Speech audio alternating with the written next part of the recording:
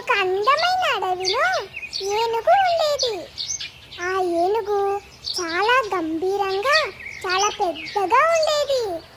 అందువలన ఆ ఏనుగుకు ఎవ్వరు స్నేహితులు లేరు. ఆ ఏనుగు నక్క దగ్గరికి వెళ్ళి, నువ్వు నాతో స్నేహం చేస్తావా అని అడిగింది.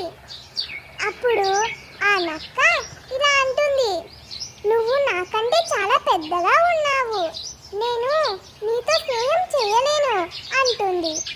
అప్పుడు చాలా బాధగా అక్కడి నుంచి వెళ్ళిపోతుంది ఏనుగు. మళ్ళీ ఏనుగు జింక దగ్గరికి వెళ్తుంది. నువ్వు నాతో స్నేహం చేస్తావా అని అడుగుతుంది.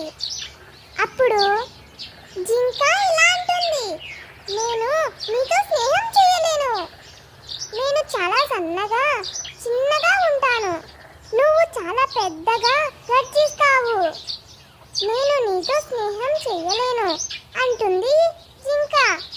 అప్పుడు మళ్ళీ ఏనుగు ఉడత దగ్గరికి వెళ్తుంది.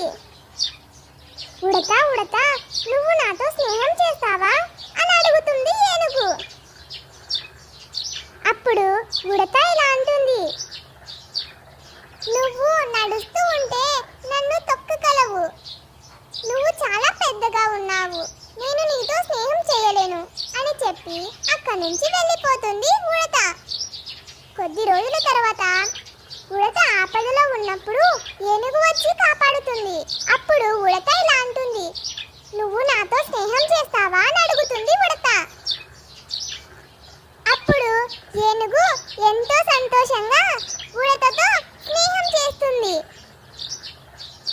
ఇందులో నీతి ఏమనగా పిల్లలు, గంభీరంగా ఉన్నారు, పెద్దగా ఉన్నారని కాదు, మనం ఆపదలో ఉన్నప్పుడు కాపాడేవాడే నిజమైన స్నేహితుడు.